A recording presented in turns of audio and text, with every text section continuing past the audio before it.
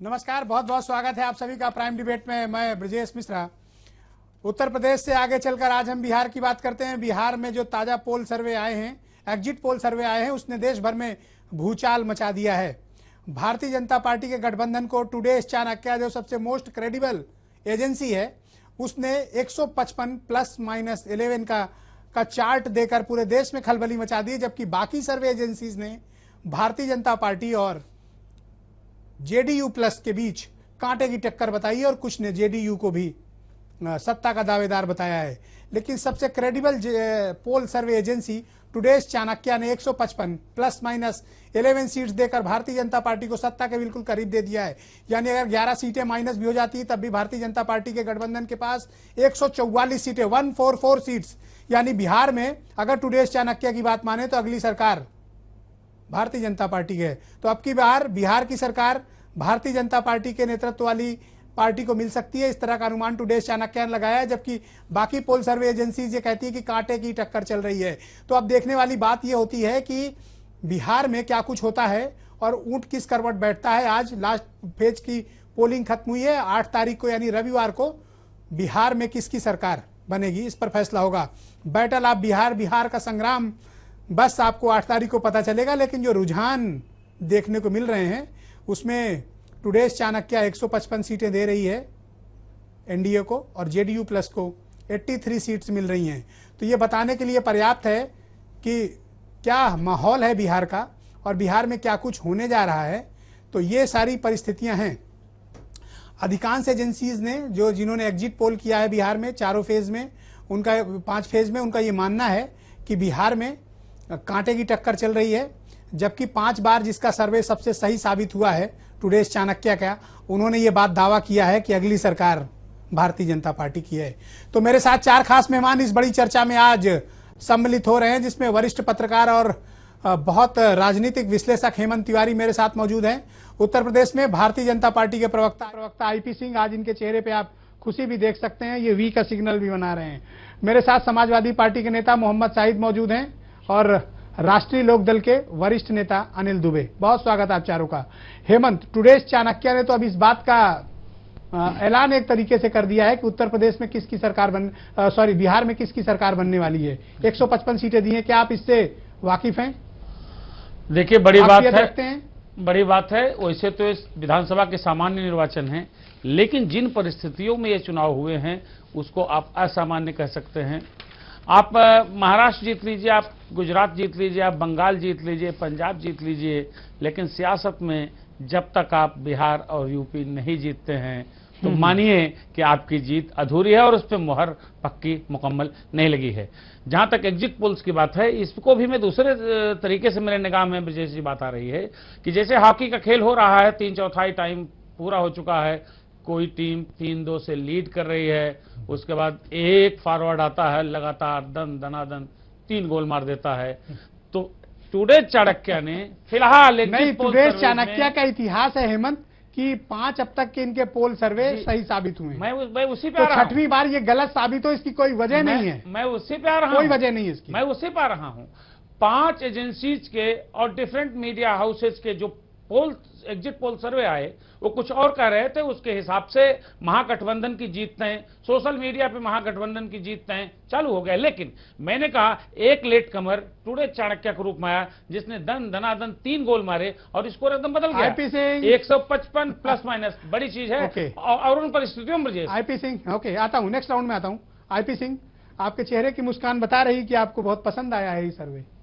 देखिए, बिहार की जनता ने परिवर्तन के लिए वोट दिया और ये जो परिवर्तन, ये जो सुनामी आई है बिहार की धरती अभी पर, एग्जिट पोल खुश मत हो जाना। निश्चित रूप से टुडेज चाणक्य का सर्वे, जब दिल्ली का सर्वे आया और जब 62 से 65 सीटें अरविंद केजरीवाल की पार्टी को दिया तो लोगों ने कहा ये क्या है। बीजेपी को 4 सीटें चाणक्य ने दिया था। आप विश्वास करिए आदरणीय ब्रजेश जी, आपने भी कहा कि 5 सर्वे चाणक्य के अभी तक सच साबित हो चुके हैं। इसलिए भारतीय जनता पार्टी बिहार में स्पष्ट बहुमत की सरकार बनाने जा रही है। और इसीलिए माननीय राष्ट्रीय अध्यक्ष जी ने कहा कि तमाम विरोधियों को, तमाम विपक्ष को, जो समूचा अंग्रेजी मीडिया है, जो एक मुहिम चला रखा था भारतीय जनता पार्टी के खिलाफ और माननीय प्रधानमंत्री जी के खिलाफ, और 8 तारीख को राष्ट्रीय अध्यक्ष जी उसका मुंह कैसे भरा जाएगा, कैसे जवाब दिया जाएगा, वो 8 तारीख को मोहम्मद जवाब साहिब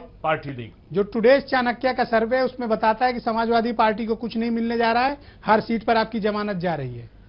बड़ा झटका है आपके लिए, एग्जिट पोल ऐसा कहता है। सबसे बड़ी बात यह है कि दिल को बहलाने को गालिब ख्याल अच्छा है, जो चाणक्य का वो आया है सर्वे, उस पर इतना ही शेयर कहा जा सकता। एक बात, दूसरी बात यह है कि आपको याद होगा सरकार आ रही है, 2012 में बताया था। नहीं हेमंत को याद है, मैं क्या मेरे साथ स्टूडियो में थे हेमंत। 200 के आसपास सीटें, 200 के आसपास। Sahib please continue. ब्रजेश भाई, आपको ये याद होगा जब अटल बिहारी वाजपेयी जी प्रधानमंत्री थे देश के, तब भी इसी तरह का एक इंडिया शाइनिंग एक मुद्दा था बड़ा भारी भारतीय जनता पार्टी एनडीए गवर्नमेंट का। उस वक्त भी एनडीए गवर्नमेंट थी और 375 सीटें दिखाई गई थी यही चुनाव इसमें एग्जिट पोल में, और जब रिजल्ट आया तो सत्ता से 10 साल के लिए बाहर हो गए। देखिए, ये सर्वे हर इस सर्वे से आप सहमत होंगे? मुझे चैनल हाउसेस का अपना एक आकलन है, उस पर किसी तरह की टीका टिप्पणी नहीं। 2 दिन बचे हैं, आप सहमत हो? 8 तारीख नहीं, देखिए, 1 से सहमत होना ना होना और 3 से ना होना, ये कैसी बात हो जाएगी? 3 से होना, 1 से ना होना, आने दीजिए, रिजल्ट आने दीजिए। 8 तारीख को रिजल्ट है। बहुत, मैंने आपको एक शेर के साथ, ये दिल को बहलाने को गालिब ख्याल अच्छा है।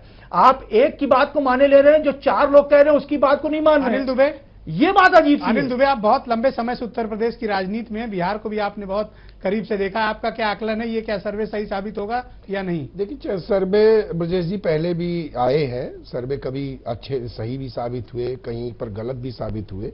बिहार के मामले में पहले भी कई बार सर्वे गलत साबित हो चुके हैं, और उत्तर प्रदेश के प्रकरण पे, दिल्ली के प्रकरण पे सर्वे सही भी साबित हुए हैं। तो अब चूंकि चुनाव संपन्न हो गया है, ट्रैक रिकॉर्ड टुडेज चाणक्य का बाकियों के मुकाबले बहुत बेहतर है। लेकिन ब्रजेश जी, जो रिपोर्ट अखबारों की और चैनलों की और वहां पर कुछ लोगों से बातचीत का जो निष्कर्ष निकलता है, उसमें लगता है कि जो चाणक्य का सर्वे आज आया है ये गलत साबित होगा। हेमंत तिवारी, ये जो फोरकास्ट किया गया है वोटिंग परसेंटेज का, उसमें ये बताता है कि बीजेपी प्लस को इस बार 46% का वोट शेयर बिहार का मिल रहा है। पिछली बार से अगर इसको आप कंपेयर करते हैं 2010 से, तो उस वक्त जो वोटिंग शेयर था बीजेपी का 23% था। वर्टिकली डबल का फायदा है। तो क्या ये मोदी के नाम पर है, या बिहार में जो 10 साल शासन किया नीतीश ने, ये सत्ता विरोधी लहर है, एंटी इनकम्बेंसी है? देखिए, एक चीज साफ मान लीजिए कि बिहार में विधानसभा चुनाव के पहले का जो सिनेरियो था वही साफ था कि यहां नरेंद्र मोदी बनाम नीतीश कुमार एंड अदर्स का इलेक्शन होगा। माहौल भी ऐसा बन रहा था, लेकिन थोड़ा सा कुछ ऐसा, शायद कुछ नीतिगत चूक हो गई भारतीय जनता पार्टी से। लोगों ने पैकेजेस दिए, लोगों ने बड़ी बड़ी घोषणाएं की, लेकिन मैं एक चीज स्पष्ट कहना चाहूंगा कि बिहार के विधानसभा चुनाव न सिद्धांत पे लड़े गए हैं, न मुद्दों पे लड़े गए हैं, न मेरिट देखी गई है। वहां तो खाली एक इशू ने पूरे चुनाव को प्रभावित किया है, मोहन भागवत का बयान। मोहन भागवत का बयान शायद नरेंद्र मोदी के उस कैंपेन के लिए बड़ा नकारात्मक साबित हुआ। जो रिपोर्ट्स वहां से आई हैं, जो उनके नाम पे चल रहा था, नरेंद्र मोदी के नाम पे कैंपेन चल रहा था। जो वोट शेयर की बात आपने की, निश्चित रूप से अगर भारतीय जनता पार्टी चुनाव हारती है बिहार में, तो इसको मोदी की हार से जोड़ा जाएगा। नहीं, मुझे एक लाइन के जवाब दीजिए कि ये अगर भारतीय जनता पार्टी जीतती है तो क्या ये मोदी लहर माना जाए या नीतीश के खिलाफ एंटी इनकम्बेंसी? देखिए, बहुत स्पस्ट है ये। मैं बता रहा हूं, ये तो मोदी की जीत मानी जाएगी, मोदी लहर मानी जाएगी। क्योंकि जान लीजिए कि बिहार में एक सिरे से लेकर दूसरे सिरे तक सीधी बात हो रही है कि नरेंद्र मोदी ने इसको अपनी प्रतिष्ठा से जोड़ करके इस चुनाव को लड़ा है। हालांकि जो मैंने कहा कि कुछ चीजें उनके खिलाफ चली गई, शायद मोहन भागवत का बयान भी उनके खिलाफ गया, और आखिर में दूसरे, तीसरे, चौथे और आज आखिरी चरण में चुनाव पे पैमाना कोई मेरिट नहीं रहा। चुनाव पे पैमाना शायद आरक्षण को लेकर के जो गोलबंदी रही है वो रहा। आईपी सिंह, अगर भारतीय जनता पार्टी का गठबंधन जीतता है जैसा कि टुडेज चाणक्य का दावा है, लेकिन तमाम और सर्वे एजेंसीज जो कह रही हैं कि जेडीयू को बहुमत मिलेगा, अगर वहां पर भारतीय जनता पार्टी का गठबंधन बिहार में जीतता है, तो क्या ये मोदी की जीत मानी जाए या नीतीश का शासन को लेकर जनता खुश नहीं है ये माने? देखिए, अभी जो बिहार की जनता है, वो जो पिछले 15 साल वहां लालू प्रसाद यादव का जो जंगल राज था, क्या वहां की जनता ने लालू प्रसाद यादव को माफ कर दिया? लगातार 4 चुनाव में लालू प्रसाद यादव की हार हुई है और 10 वर्षों 2005 से लेकर 2015 तक जो नीतीश कुमार बिहार में मुख्यमंत्री रहे, उसमें 7.5 साल भारतीय जनता पार्टी की सरकार, उनके साथ ही 94 सीटें भारतीय जनता पार्टी जीत कर आई थी। और ये बिहार की जनता बहुत अच्छी तरह जानती है कि जब जो भी मंत्रालय बीजेपी के पास थे, उसमें विकास बहुत ज्यादा हुआ। और जब से गठबंधन टूटा, लगातार वहां की विकास की जो गति थी और रुद्ध हुई। ये मोदी के नाम पर वोट है, यहां तक कि मैं एक उदाहरण दूंगा, मोदी के नाम पर वोट है, जो 28 नंबर पे था, वो विकास में 1 साल में चलकर ये मोदी के नाम पर वोट आ गया और बिहार 29 से लेकर 30 पर पहुंच गया। तो सवाल ये खड़ा होता है कि नीतीश कुमार जैसे भी रहे हों, लेकिन जो 20 साल बाद नीतीश कुमार और लालू प्रसाद यादव एक साथ मिलकर वोट मांगने गए और एक ने बड़ी चतुराई से विकास के नाम पर वोट मांगा और लालू प्रसाद यादव ने जाति और धर्म और मजहब के आधार पर वोट मांगा। लेकिन बिहार की जनता, जैसे चाणक्य टुडेज ने स्पष्ट रूप से कहा कि परिवर्तन के लिए 51% जनता ने जाति पात धर्म पर कतई वोटिंग नहीं की, वो विकास के नाम पर वोटिंग की। और भारतीय जनता पार्टी स्पष्ट रूप से विकास के नाम पर और परिवर्तन के नाम पर वोट मांग रही थी और सरकार बनाने जा रहे हैं। मैं आपको सीधे ले चलता हूं दरभंगा बिहार, वहां से हमारे साथ ऋषि मिश्रा जुड़े हुए हैं, जनता दल यूनाइटेड के प्रवक्ता हैं। ऋषि मिश्रा चुनाव भी लड़ रहे हैं, प्रत्याशी भी हैं और जनता दल यूनाइटेड के प्रवक्ता भी हैं। ऋषि मिश्रा, टुडेज चाणक्य का जो पोल सर्वे आया हो, ये बताता है कि बिहार में जो प्रोजेक्शन है सीट का, उसमें भारतीय जनता पार्टी की सरकार बन रही है, जबकि दूसरी सर्वे एजेंसीज जदयू के गठबंधन को सत्ता के करीब पहुंचा रही हैं। तो क्या टुडेज चाणक्य का इस सर्वे को आप एक्सेप्ट करते हैं या दूसरों के एजेंडे को एक्सेप्ट करेंगे? ऋषि मिश्रा, आप सिर्फ एक ही चैनल का जो सर्वे आया है उसी को क्यों एक्सेप्ट कर रहे हैं? आपने ओपिनियन पोल भी किया था। मेरा मानना है कि आप सब 8 तारीख को अपना ओपिनियन पोल और एग्जिट पोल दोनों सामने रखें, उसके बाद किसी को अपने चैनल पर बुलाएं। आज भी मेरा मानना है, जो इलेक्शन हुआ है, खासकर मैं आज की बात कर रहा हूं क्योंकि मैं अपने इलेक्शन में बिजी था, एक भी सीट मिथिलांचल से प्रोवाइड कर रहा हूं एनडीए को, और सारे चैनल्स का मैं बोल रहा हूं इसमें चल रहा है। नहीं, इस एजेंसी ने कितने सर्वे नहीं, मैं आपसे नहीं, आप अपनी बात रखिए। लेकिन आप नहीं, आपने सिर्फ एक ही चैनल का नाम क्यों लिया, एक ही सर्वे का नाम क्यों लिया? बाकी और भी चैनल से, बाकी और भी सर्वे है, उनका नाम क्यों नहीं लिया कि उन्होंने हमको कितना सीट दिया है? मैं आज भी बोल रहा हूं, बम्पर मेजॉरिटी दे रहा है अगर आप देखेंगे तो अंडर, इसलिए उसका नाम ले रहा हूं। नहीं, क्यों ले रहे हैं उसका नाम? तो फिर और जो बाकी चैनल्स ने किया उसका क्या होगा? इसलिए किसी चैनल का किसी सर्वे का मैं नाम नहीं ले रहा। मेरा मानना है कि बहुत ही स्ट्रांग अंडर करंट है और ये अंडर करंट ऐसा होगा कि एनडीए को ये जो हमारा इलेक्शन हुआ है, एनडीए हमारे सामने में कहीं खड़ी नहीं दिखेगी आपको। तो आपको क्या लगता है, एनडीए के खिलाफ क्या ऐसा माहौल है बिहार में रहा जिसकी वजह से एनडीए सत्ता से दूर हो गई? नीतीश ने ऐसा क्या काम किया जिसकी वजह से उनको लगता है कि नीतीश की सत्ता में तीसरी बार वापसी होगी? शायद ललित नारायण मिश्रा जी के पोते। हाँ जी, हाँ, नीतीश कुमार ने जो काम किया है वो हम हर एक साल दिखाते हैं आपको कि हमने क्या काम किया है।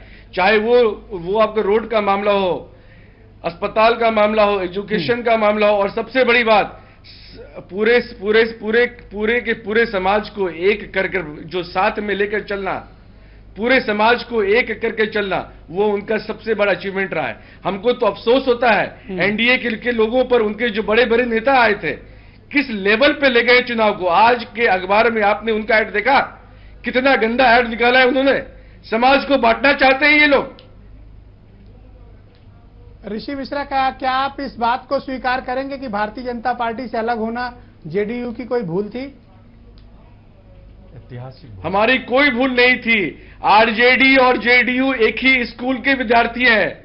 आप लोगों को उस वक्त सवाल उठाना चाहिए था जब हम एनडीए में साथ थे। आज आरजेडी और जेडीयू एक ही स्कूल के विद्यार्थी हैं, इसलिए उस पर आप लोग कोई सवाल न उठाएं। पर आप दोनों तो बड़े कट्टर पॉलिटिकल अपोनेंट्स थे ना, तो क्यों न माने कि आप लोग अपॉर्चुनिस्ट हैं, एक हुए हैं सत्ता के लिए। अपॉर्चुनिस्ट तो यही सवाल जो आप मुझसे पूछ रहे हैं, रामविलास पासवान जी से पूछिए। जब वो गए थे ना पाकिस्तान तो क्या बोला था, मैं ही रामविलास पासवान हूं जो अटल बिहारी वाजपेयी का जिसने सरकार गिराया था। जीतन राम मांझी से पूछिए, सुशील कुमार मोदी से पूछिए कि उन लोगों ने क्या कहा था इसके बारे में, मांझी जी के बारे में। हम आरजेडी और जेडीयू जब अलग थे, इशू पे अलग थे, मुद्दों पर अलग थे और सामने सामने वापस आपके पास आऊंगा। आज के दिन मोहम्मद साहिब नहीं, आप सुन लीजिए नहीं आप सुन लीजिए, माना जाए आज के दिन सबसे बड़ा मुद्दा है समाज को भाग के चलना, पूरे समाज को साथ लेकर चलना। चाणक्य का पोल सर्वे सही होता है तो अरे समाजवादी पार्टी तो एजेंट थी भाजपा की, एजेंडा पूरा किया, एजेंट के रूप में काम कर रही थी समाजवादी पार्टी। नहीं माना जा सकता। ऋषि मिश्रा जस्ट वेट तक बात है, जहां तक एग्जिट पोल की बात है वो आपको 8 तारीख को पता चल जाएगा। और दूसरी बात आपने बताई, जैसे अभी भारतीय जनता पार्टी, आपने गठबंधन का साथ छोड़कर क्या भारतीय जनता पार्टी की मदद नहीं की? निम्न स्तर आपने की है। प्रधानमंत्री जी ने बिहार में, आप मुझे मेरे सवाल का जवाब दो। ये अफसोसनाक है। क्लियर मोहम्मद साहिब, मुझे आप ये बताओ कि आप गठबंधन से अलग होकर आपने बीजेपी की मदद की? रिवोल्यूशन किसने, बीजेपी की मदद की आपने? यहाँ देखिए, जातिवाद उठाने का प्रयास किसने किया? जो देश की सबसे, आप मूल सवाल का जवाब नहीं दे रहे हो ना, वो कर रहा है। What I want to know, just listen.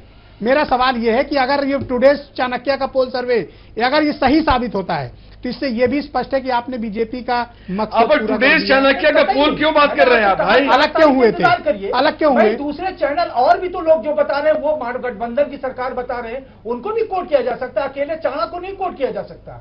Comparison सब में किया जा सकता है। 4 चैनल कह रहे हैं कि उनकी सरकार बन रही महागठबंधन की, एक चैनल ने कह दिया उस पर डिबेट हो रही है, और एक चैनल कह रहा हो तो उस पर हम लोग, उस पर दूसरे दल के लोग, आपको तो कोई कुछ नहीं दे रहा है, आपको तो कोई कुछ नहीं दे रहा है। देखिए यहाँ पर देखिए, सेकुलरिज्म, समाजवादी पार्टी की लुटिया डूब गई बिहार में। पता ही नहीं, आप बताओ ना क्या मिला आपको? What you get? के खिलाफ सेकुलरिज्म की बात समाजवादी पार्टी करती है तो बड़ा हंसी आता है। क्यों नहीं माने कि आपने बीजेपी का एजेंडा पूरा किया है? में सांप्रदायिक लोगों ने, अपनी सांप्रदायिक शक्तियों ने जिस तरह से मुंह उठाने का प्रयास किया, और तो उन्हीं सांप्रदायिक शक्तियों की तो मदद की आपने, मुलायम सिंह यादव ने उन्हीं समाजवादी शक्तियों की मदद की, उसी की वजह से हम 4 बार सत्ता में आए हैं। भारतीय जनता पार्टी और उसके जो जितने और जो पिछलग्गू गठबंधन में लगे लोग हैं, उनको आप देखिए कभी ऋषि मिश्रा कह रहे हैं कि आपने मदद की है, और सत्ता में ऋषि मिश्रा कह रहे हैं आपने मदद की है। संगठन के द्वारा आप सवाल तो ले लो, आप गुस्सा क्यों हो रहे हो? हम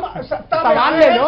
सांप्रदायिकता के खिलाफ जदयू कह रही है कि आपने बीजेपी की मदद की है। चुनाव लड़के आए और जनता ने हमको, जस्ट वेट, जदयू का कहना है कि आपने मदद की है। बिल्कुल बोलिए। आप ये जरूरी नहीं कि आप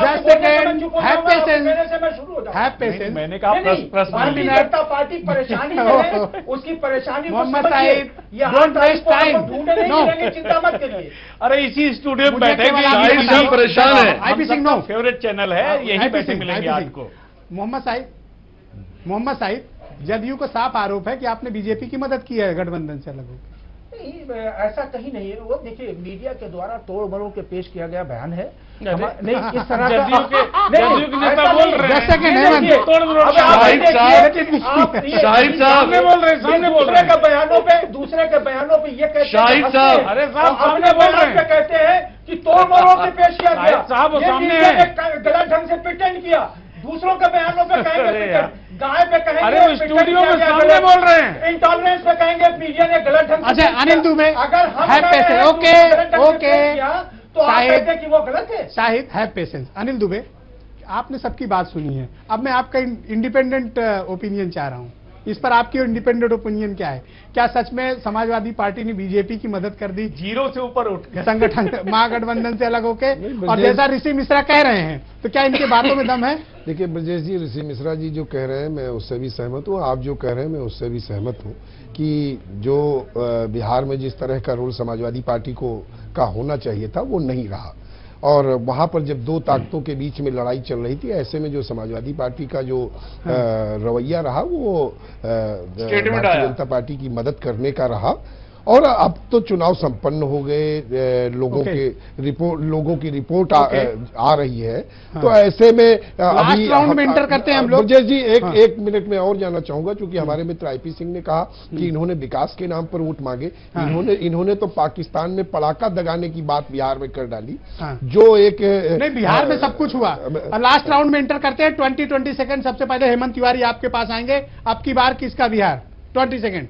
देखिए, अब की बार किसका बिहार, शुक्रवार शनिवार का करिए इंतजार, इतवार को आएगा नतीजा। और मुझे लगता है कि चूंकि टुडे चाणक्य के जो ट्रैक रिकॉर्ड रहा है, जो निकट अतीत की उसकी भविष्यवाणियां रही हैं, उसका जो सर्वे रहा है, वो सच्चाई के बहुत नजदीक रहा है। शाहिद साहब याद करिए, हम खुद इसी स्टूडियो में बैठे थे। टुडे चाणक्य ने उत्तर प्रदेश में समाजवादी पार्टी की स्पष्ट सरकार का एग्जिट पोल सर्वे दिया था। दिल्ली का नतीजा आपके सामने है, इसीलिए मुझे लगता है कि मामला काटेगा। अभी कुछ भी स्पष्ट। ऋषि मिश्रा 20 सेकेंड, आप रिप्लाई कीजिए। अब की बार किसका बिहार? इसी IBN 7 ने 2010 में सबसे क्लोज कहा था कि एनडीए की सरकार बन रही है और 185 से ऊपर सीट है। आज IBN 7 कह रही है कि हमको 140 सीट है। तो हम IBN 7 की बात क्यों न माने? और सर्वेस की बात छोड़ दीजिए, एग्जिट पोल की बात छोड़ दीजिए। आप लोग जो स्टूडियो में बैठ के बात करते हैं, एसी रूम में बैठ के बात करते हैं, जमीन पर आइए, जमीन पर पता चलेगा आपको। हाँ, नीतीश कुमार और कौन? लालू यादव के साथ हमारी सरकार महागठबंधन। हाँ, बोल तो दिया, महागठबंधन की सरकार। ओके ऋषि, यस। महागठबंधन का बीजेपी, यस, कंटिन्यू। महागठबंधन का सुपड़ा साफ हो जाएगा और मुस्लिम मतों का ध्रुवीकरण। आईपी सिंह को बुलाइएगा 8 तारीख को। मतों का ध्रुवीकरण आईपी सिंह साहब को बुलाइएगा 8 तारीख को। पर भी विचार मेरा आग्रह है। नहीं, मैंने आईपी सिंह साहब को 8 तारीख को जरूर बुलाइएगा। उस दिन आपको भी बुलाऊंगा। शाहिद 20 सेकंड। जरूर बुलाइएगा। मोहम्मद शाहिद 20 सेकंड। हेमंत जी की एक बात से सहमत हूँ। नहीं, मैंने उनका इनवाइट कर लिया इनवाइट। और आपको भी इनवाइट कर रहा हूँ। 8 तारीख को कोई बहुत दिन नहीं है, 2 दिन की बात है, परसों की बात है, 2 दिन की बात है। सब क्लियर हो जाएगी पिक्चर, कौन सरकार बनाएगा, कौन सरकार बनाएगा। भारतीय जनता पार्टी की तरफ से शब्दों हुई का है, प्रयोग मत करिए। बड़े साहिब, आप अपनी पार्टी का परिचय यहाँ मत दीजिए स्टूडियो में। जिसका चरित्र आपकी पार्टी का है, आप सबको तो हर चीज में भारतीय जनता पार्टी को okay. Shahid your time over. Yes, Anil Dubey 20 second. Rishi please wait. देखिए ब्रजेश जी, जो बिहार का के बारे में जो एग्जिट पोल आए हैं, मुझे ऐसा लगता है कि बिहार में धर्मनिरपेक्ष ताकतों की सरकार बनने जा रही है। बहुत बहुत धन्यवाद ऋषि मिश्रा, अनिल दुबे, मोहम्मद शाहिद, आईपी सिंह और हेमंत तिवारी। आप चारों का बहुत बहुत शुक्रिया। और हम ये उम्मीद करते हैं कि आप चारों काउंटिंग के दिन भी मेरे साथ जुड़ेंगे और हम इस एग्जिट पोल पर भी चर्चा करेंगे और वास्तविक परिणाम पर भी चर्चा करेंगे। बहुत बहुत शुक्रिया आपका ऋषि मिश्रा, अनिल दुबे, मोहम्मद शाहिद, आईपी सिंह और हेमंत तिवारी। दरअसल पूरे देश को अब की बार बिहार में किसकी सरकार, एग्जिट पोल के जो पोल सर्वे हैं वो बहुत अलग अलग कहानी बयां करते हैं। अगर एक्सट्रीमिस्ट माना जाए तो टुडेस चाणक्य ने 155 सर्वाधिक सीटें भारतीय जनता पार्टी के गठबंधन को दी हैं, जबकि दूसरी एजेंसीज ने बहुत कांटे की टक्कर और कुछ ने जनता दल यू की भी सरकार बनते हुए बिहार में दिखाया है। अब रविवार का इंतजार कीजिए, पूरा देश जानेगा अब की बार बिहार में किसकी सरकार। बहुत बहुत धन्यवाद।